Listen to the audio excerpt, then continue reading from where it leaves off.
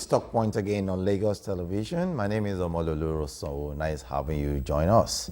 Today on Talk Point, we'll be looking at 2024 in retrospect. Of course, we know that a whole lot of things happened in 2024. There were ups and downs in 2024. Also, there were gains recorded also in 2024. That's what we'll be looking at today, and we're also focusing on the administration of President Bola Ahmed Tinubu ever since he took over reins of leadership after 8 years of the former president of Nigeria, Muhammadu Buhari. I have a guest in the studio that will be doing justice to that with me. To my immediate right, I have Taiwo Olapade. He's a media practitioner. Taiwo, nice to have you. Well, I'm so delighted to be here. Good afternoon. Nice having me here. Yes, it's a deliberate attempt that you are actually here because as a media person, you also know quite a whole lot of things that have happened in the polity, and you know that the government has done quite a whole lot, just like you also expect the government to also do more in terms of giving dividends of democracy to the people. Now, let's look at it generally. The year 2024, how has it been in general terms? Well, year 2024, in retrospect, like you said, is of mixed bag: the good, the bad, and the ugly. So, and let me start by talking about the few good things that happened in 2024. For me, one of the most significant things that happened, maybe under this President Tinubu-led government, is the autonomy, granted the local government administration in the country. However, since July 2024, that we had that landmark judgment by the Supreme Court, it is still yet to take effect officially. And I don't want to put the blame, at the doorstep of the Attorney General or Minister of Justice of the Federation, because he was the one who also approached the courts on behalf of the federal government. And the Supreme Court did what we also believe is the needful by granting that autonomy to the local government, because local government is the closest to the grassroots, and that is where you and I, every other Nigerian lives. Before we talk about states, before we talk about even the country at large, Nigeria, we all live in one local government or the other. And if you can see development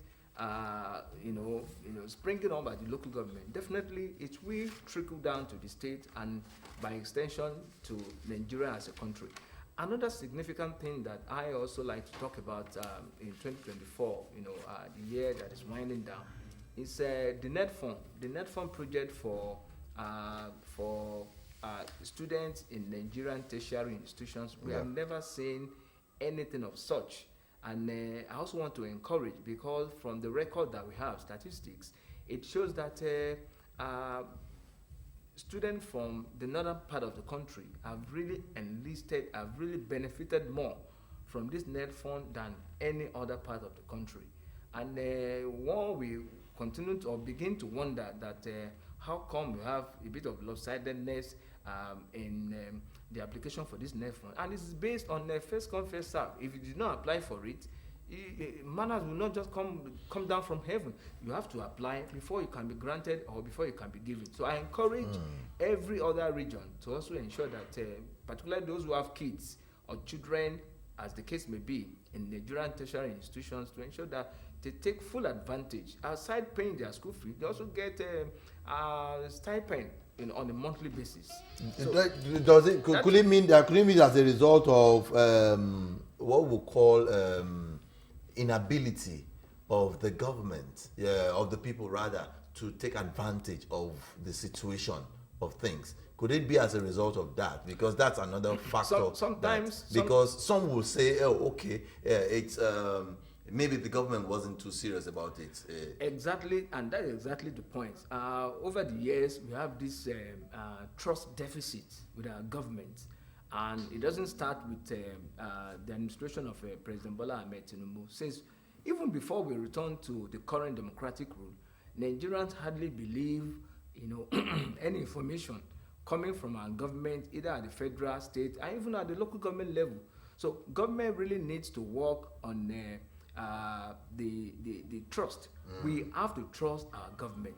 We have to believe in our government, and we must also have this mindset of we together can build a better Nigeria. It's not just left for government alone. So it's because of this trust deficit. Some people will say, is it true? I don't believe it. Because of the long years of this trust deficit that I mentioned, some people will think that maybe it's a joke, maybe it's another scam or fraud, as the case may be, from the side of government. But I'm saying it loud and clear on the national TV that the Net Fund project is true. And those who have kids in Nigeria, and there is no discrimination, there is no bias, except for the fact that record shows that those from the northern region have actually benefited more from this, shall I say, like G's from the federal government. Okay. So those are some of the significant. And aside, maybe we also look at we can also easily forget the protest, the hunger protest, the hashtag good governance, protest that also went in some part of the country, and we can see the response from government in this regard by ensuring that the cries and yearnings of Nigerians are being responded to, because people do say an hungry man is an angry man. Yeah. And when you are hungry, you are also hungry, and it's somehow difficult to sing any tune to somebody who is hungry and who is also hungry. And I'm sure the government is responding to that protest. But more importantly, we have seen that in the last 16-18 months thereabout of this government, more money has gone to states, more money has gone to local government level. So I expect, and I will continue to say, that we must hold more accountable our governors. We must hold more accountable our local government chairmen. They have more money in their custody now, because of this local government autonomy that has been granted. Even before then, we see that the what's it called, the subsidy from the fuel that was removed is now going to states. It's now going to local governments. Yes, we'll still come to that. It's still Talk Point on Lagos Television. We're looking at 2024 in retrospect. We will take a break now. When we come back, we will continue.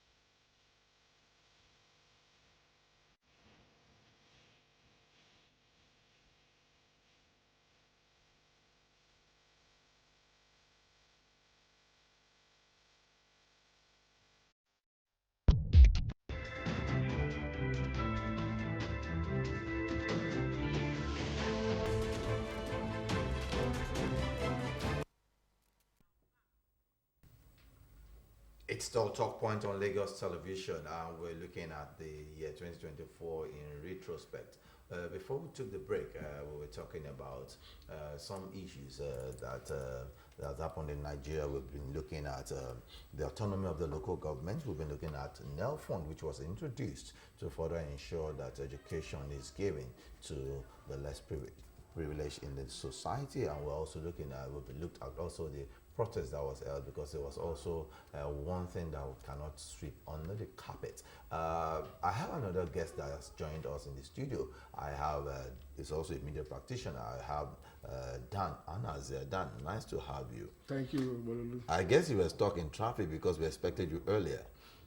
You know, this is December, and everywhere in Lagos now, the hustle and bustle is there, is expected. So okay, I won't blame it on anybody. Okay, no issues.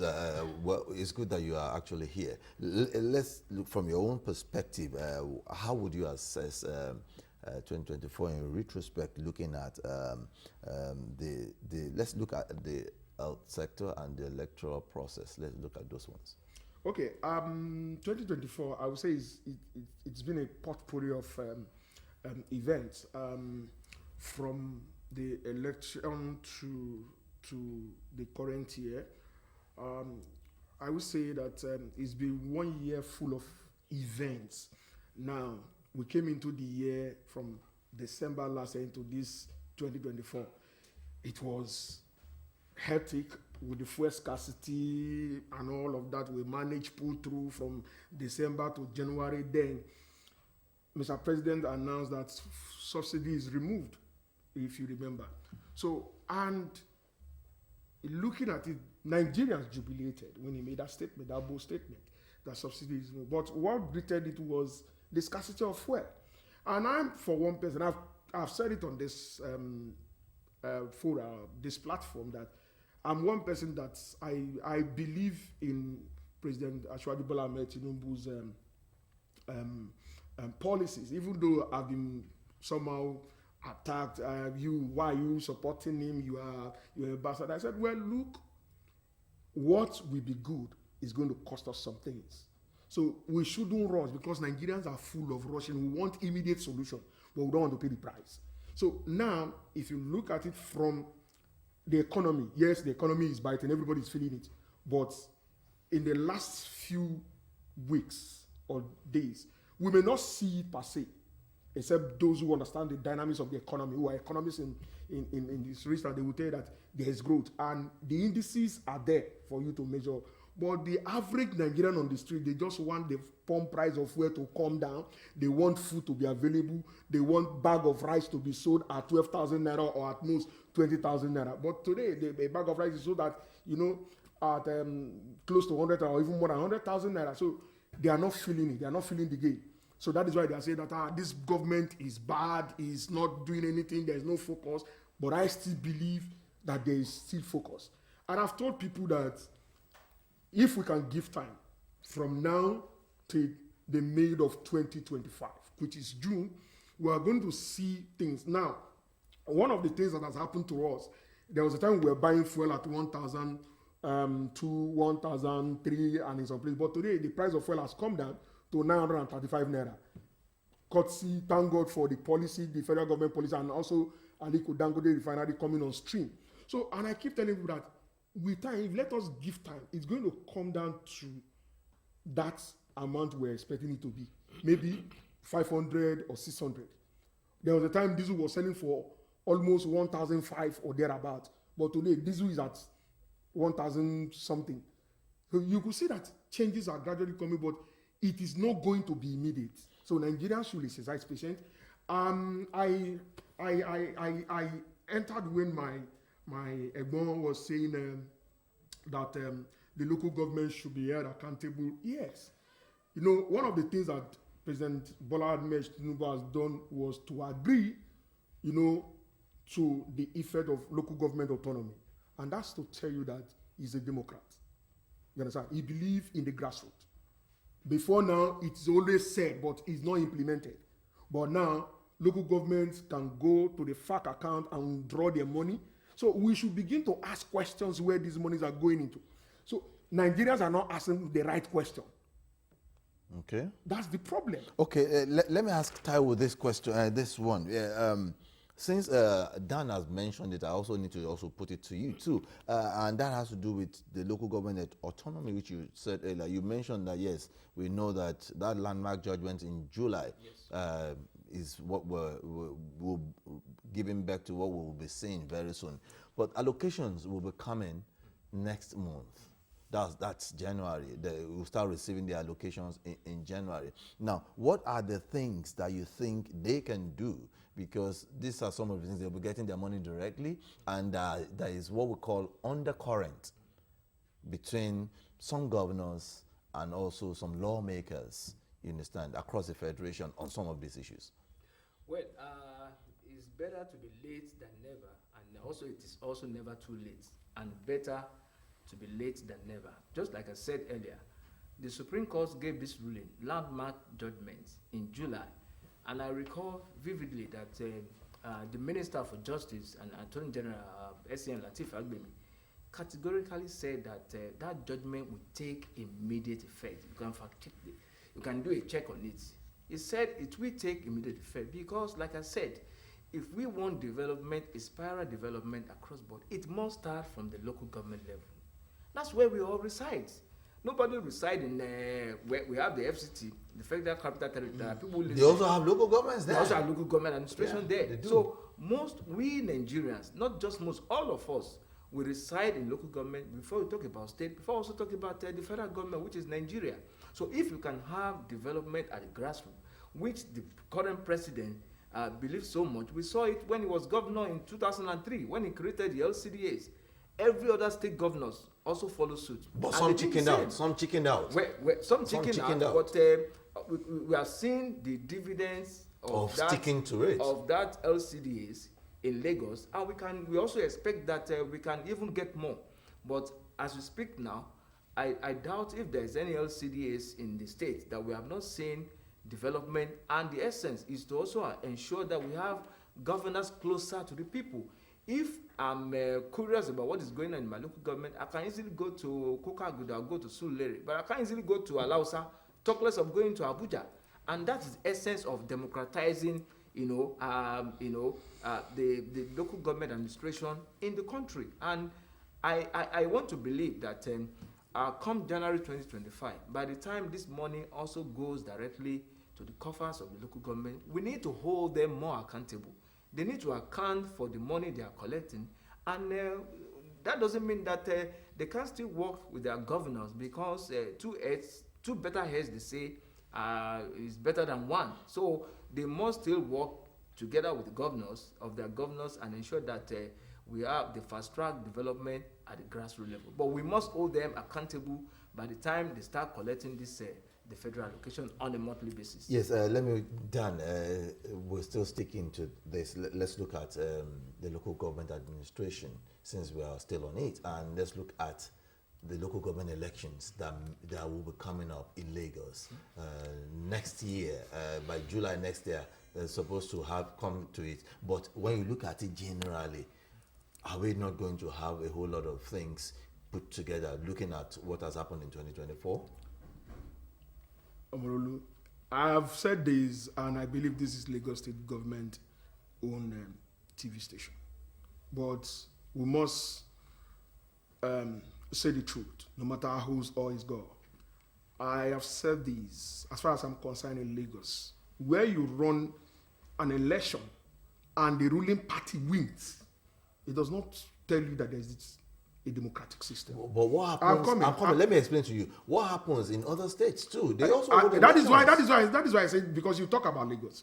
The same thing happened across the country in other states where the ruling party in that state. So it does not show where is the beauty of democracy. If, for instance, now I will give you an example. In my city, I reside somewhere in Ikoti Gondo, precisely in Gondo, and I have checked. And I can tell you categorically, I think if the local government chairman is listening so that he can know better. On 2 occasions, I've had interactions with him, even before his election, even in the build-up of the election. And what happened? So now, if you come to that local government, ask anybody, is there any meaningful development going on in that local government? There is none. If you are saying that now, if we're looking at the 2024 now, are you saying that there is no development in 2024? Because that's our focus. Are you saying there's no development? Because if the grassroots is supposed to have more governance, are you saying there is no governance compared to when there were 20 local governments? See, whether if you are looking at it at the federal level, 20 local governments are recognized. But at the state level, 57, 20 LGAs and 37 LCDs. Now, if they are collecting the money from the FAC account, it is the 20 local government that collects the money. So when it comes to the state, what do they do? The LGAs, where other LCDs are covered, for instance, in Alimoshona, which Ikoti Gondo, Egbe Idimu, Moso Kuala, and which other place?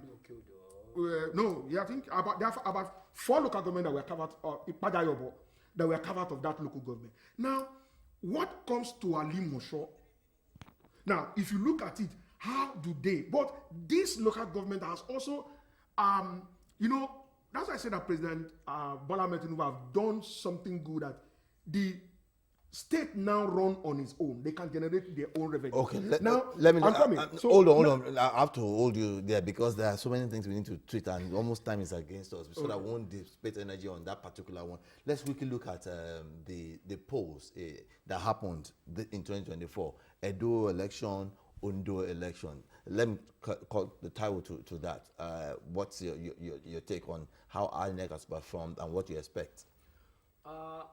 For two obstacle election that took place, particularly the governorship in Edo and Odo states, like you rightly said, we saw a level of improvement, but INEC can still do better.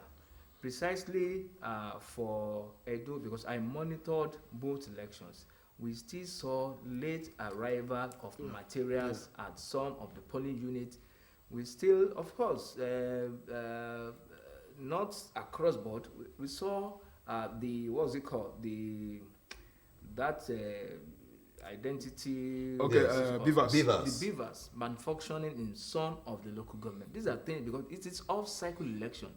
We know machines can develop fault at any time, but late arrival of materials, particularly in Edo State, we saw it even in Ondo State. A couple of local government. These are things that INEC should have done, and the blame was put on the NURTW, who were engaged to transport materials to different local government. But the way the opposition party looked at it was deliberate. These are things that we did not expect that in the year 2024 it will still continue to occur around our election. We saw an election conducted in even Ghana, a neighboring country, and we saw the INEC chairman Mahmoud Yakubu even commending Ghana. We saw an election conducted in the US. Within how many hours we saw the victory. So very, hoping to the returning President Trump, so there was no controversy. So I want to see an election maybe, and that's why people are also calling for electoral reform to ensure transparency, more transparent. When there is transparency, it will be easy for people to easily accept defeat, and not a case of let me give Dan just 20 seconds to talk on it. See, this issue of electoral reform in Nigeria is overflowed. Now, if Professor Mahmoud Yakub can come out and commend the electoral chairman, Ghana electoral chairman, on the outcome of the election, he should sit down and look at himself in the mirror and ask himself this question: have I done the right thing in Nigeria? Ghana is just the size of Ogun State. Whether it's the size of Ogun State, both countries are serving as a sovereign national entity. So if these people, he made mention of the United States, can't we've come of age, can't Nigerians adopt a computerized electoral system where people can, even if you are working, you can come around this Ikeja or Alausa area, you can go and vote at convenient time. It's going to be a month. That is what US has been doing.